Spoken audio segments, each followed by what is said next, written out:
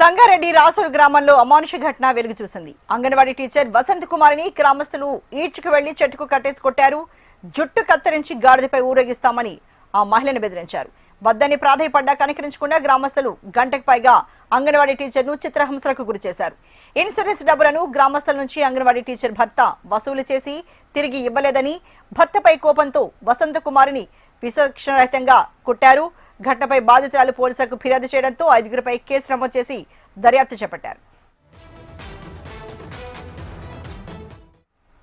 మరి ఇదే సంబంధించి మరింత తాజా సమాచారాన్ని మా ప్రతినిధి యోగానందరెడ్డి అందిస్తారు. యోగానందరెడ్డి, ఒక మహిళపై ఇంత విచక్షణ రహితంగా ఆ గ్రామస్తులు దాడి చేయడానికి గల కారణాలేంటి? దీన్ని ఎవరో అడ్డుకోలేదా? మరి పోలీసులు ఏం చెప్తున్నారు?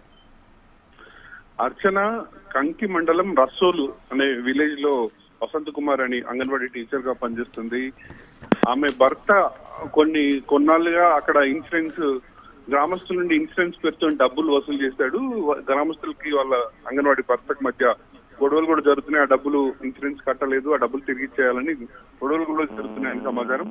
ఈ నేపథ్యంలో వాళ్ళ భర్త స్పందించకపోవడంతో భార్య వసంత్ కుమార్ ని అత్యంత అమానవీయంగా ఈ రోజు ఉదయం ఆమెను వసంత్ కుమార్ ని తీసుకెళ్లి చెట్టు కట్టేశారు. జుట్టు కత్తిరించి గాడిద పైన ఊరేగిస్తానంటూ మహిళను బెదిరించారు. ఈ సమాచారాన్ని పోలీసులకు అందజేయడంతో తోటికి సంబంధించిన అంగన్వాడీ కార్యకర్తలు మొదట సమాచారం అందించారు. అంగన్వాడీ కార్యకర్తలు బయట వాళ్ళు వచ్చేసి పక్కన ఊరు నుండి మిగతా కార్యకర్తలు వచ్చి పోలీసులకు సమాచారం అందించారు. ఈ నేపథ్యంలో పోలీసులు ఫిర్యాదు తీసుకుని 5 కేసు నమోదు చేయడం జరిగింది.